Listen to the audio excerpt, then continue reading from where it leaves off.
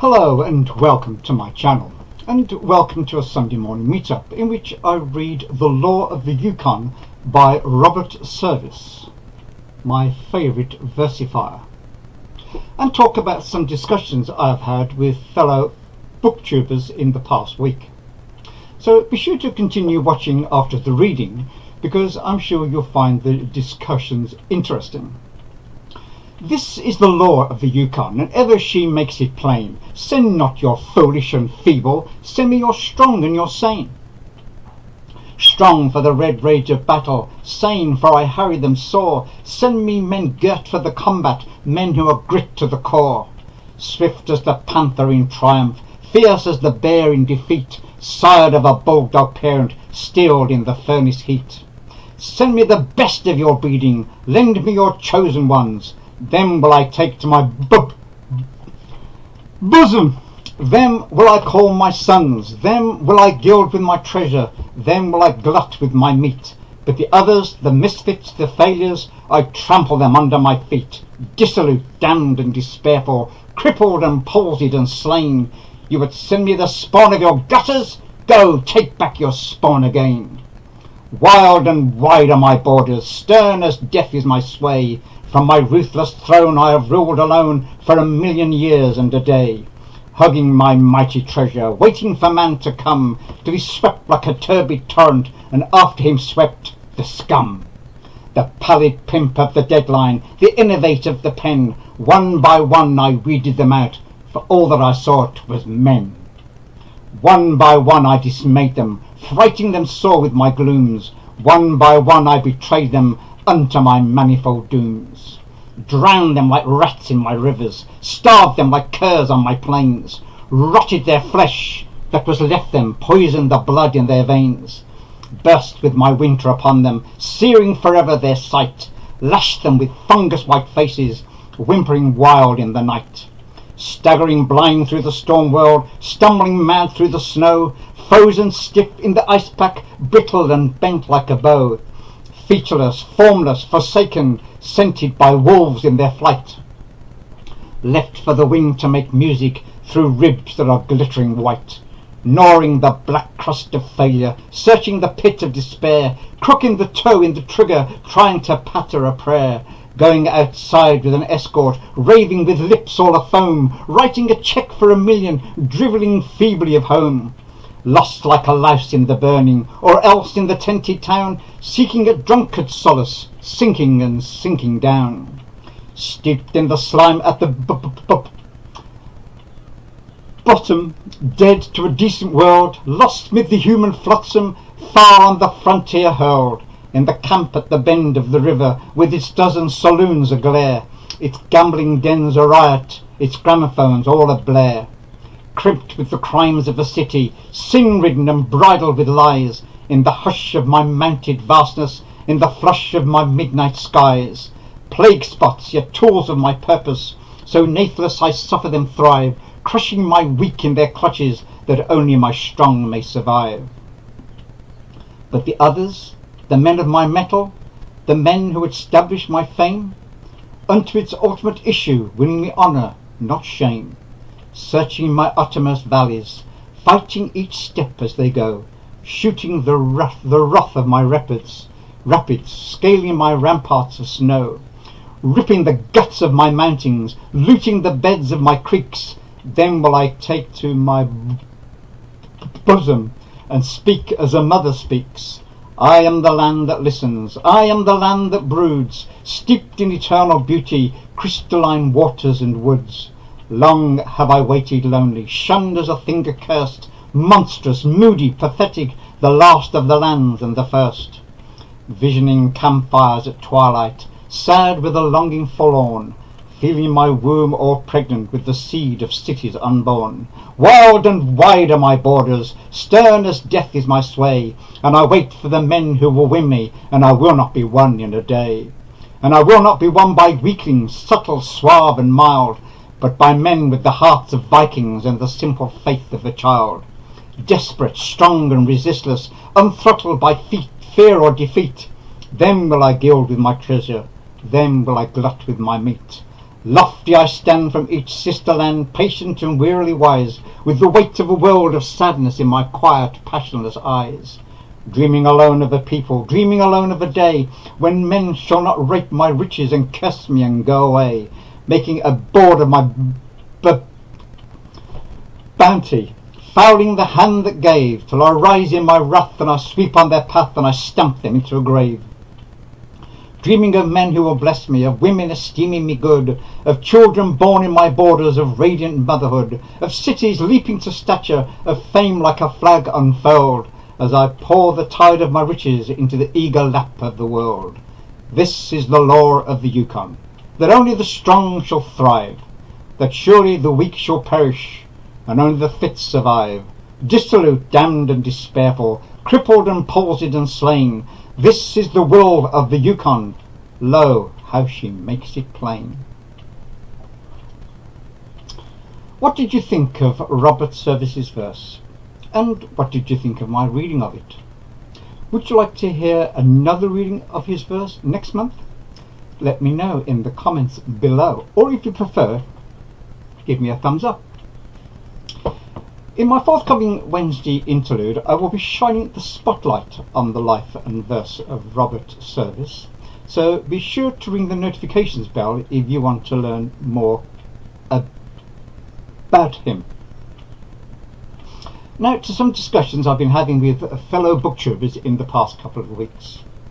I commented to Olive of a book Olive that I thought her comment that George Eliot is not fun to read, but that it is the aftertaste that counts with her work, was very interesting. I've read Middlemarch, Adam Bede, The Mill on the Floss, hated the ending of that one, and Silas Marner, but not yet Daniel Deronda. I have this on my long-term TBR together with Romola. Have you read any of these books by George Eliot, and what did you think of Daniel Deronda? Let me know in the comments below. Roz of A Journey Through Books said that she was envious of my 45 book projects and that she would love to do that. I told her not to be envious, but instead to make some projects. Of course, Roz is a very busy teacher, and I have the luxury of being retired, which is why I've added another project to my list after being inspired by Amy from the Dusty Bookshelf, whose videos on Proust inspired me to buy this Everyman box set of In Search of Lost Time by Proust. I was very interested in her discussion of expectation versus experience. This occurs not only in respect of artistic performance, but also of overhyped books, and especially in relationships. Love blinds a person to reality, and it is only when the fog clears that you experience that reality is not as romantic and thrilling as your romantic expectations have led you to believe. But Amy mentioned adjusting your thinking to accommodate this disparity, which is the wise thing to do. The alternative is cynicism and despair, and we don't want that, do we? Amy said that Proust believed that there were a certain number of personality types. I immediately thought of Jung's personality types. Jung differentiates 8 typological groups, 2 personality attitudes, introversion and extroversion, and 4 function or modes of orientation, thinking, sensation, intuition and feeling, each of which may operate in an introverted or extroverted way. So I think Proust is right in asserting that we can see ourselves and others in the books we read because there are a finite number of personalities. Amy said that maybe I've been at different moments many of the characters in Proust. I replied that someone once said that we are different characters to different people. Do you think that this is true? Let me know in the comments below. Mel of Mel's Bookland Adventures said that she once read a wonderful short story by Arthur Gardner Doyle, and for someone who hates short stories, that is quite something. I replied that Dora's short stories are brilliant and that I hoped that after I had reviewed them and given her a taste of them, that I would see if I couldn't turn her on to Dora's short stories. What do you think of short stories? Let me know in the comments below. I was discussing Rumpole of the Bailey with Roz of A Journey Through Books, and she said that she thought Rumpole was a lot of fun. I said that you would have to be brain dead not to enjoy Rumpole. What do you think of Rumpole? Let me know in the comments below. Roz told me that she had bought an omnibus volume of W. Somerset Maugham's novels. I told her that there was a companion volume to the novels called 65 Short Stories. I told her that I was sure that she could pick it up cheap on Amazon or elsewhere. I have the complete short stories in 3 volumes.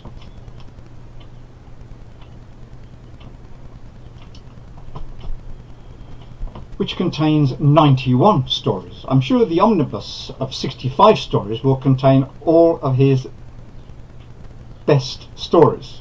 Maugham was a master of the short story. He really has no equivalent unless it be the French short story writer Maupassant.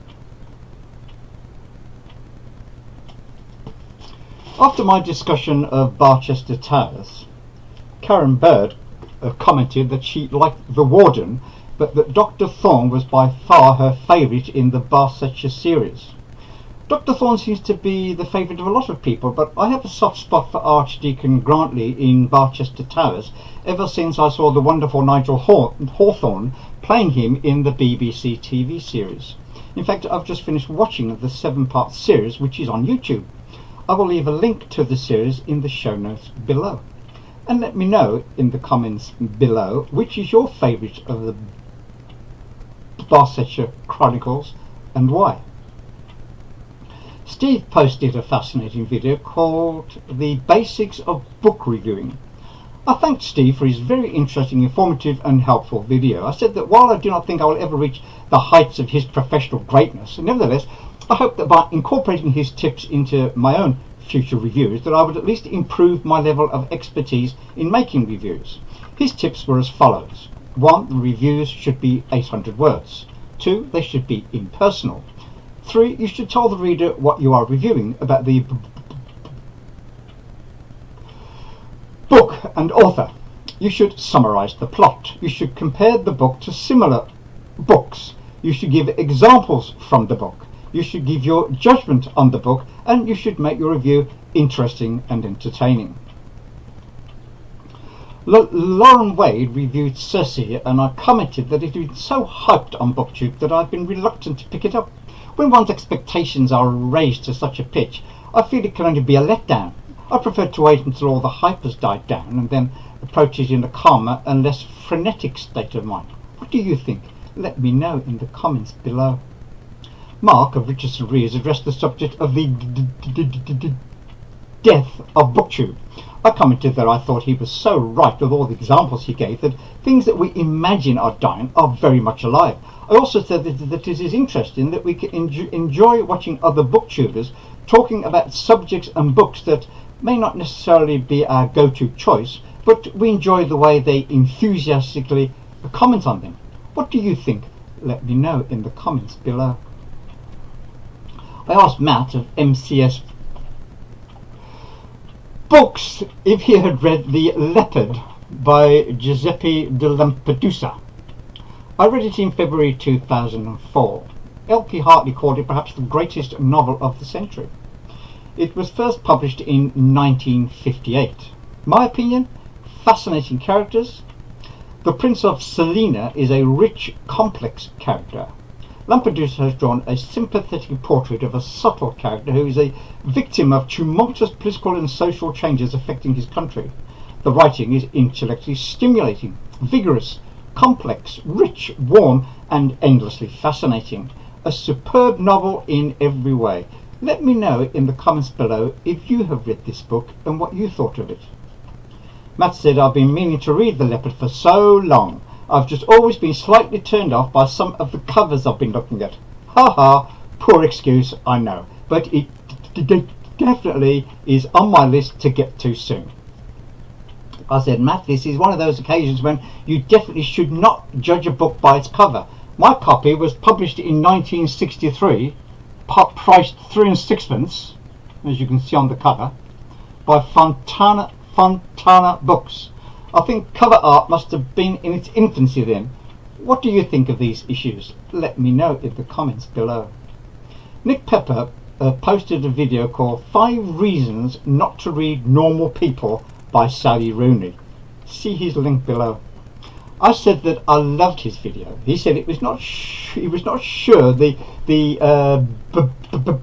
bashing was wise.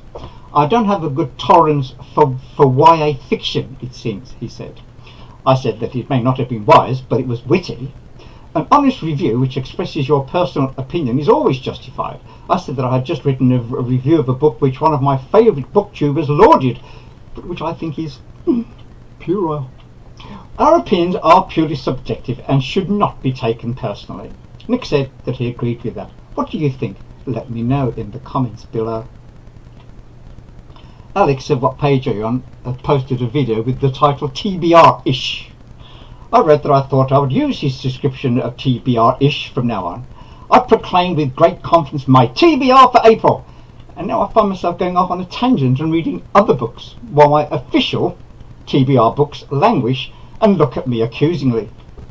Madeline of Made With Books called her TBR a pile of possibilities. I said I thought I would use that description for my TBR from now on. However, I've come up with a title of my own, which is my rolling TBR. The books I don't read from my oh so confidently pronounced TBR for a specific month will be rolled over to the following month. Karen of Run Right Reads posted a very interesting video called March TBR Revisit Run Right Reads. She also discussed the question of books not read on her TBR and being sidetracked by other books. I've linked her video below. Madeline discussed the recommendations readathon, which is books recommended by other booktubers.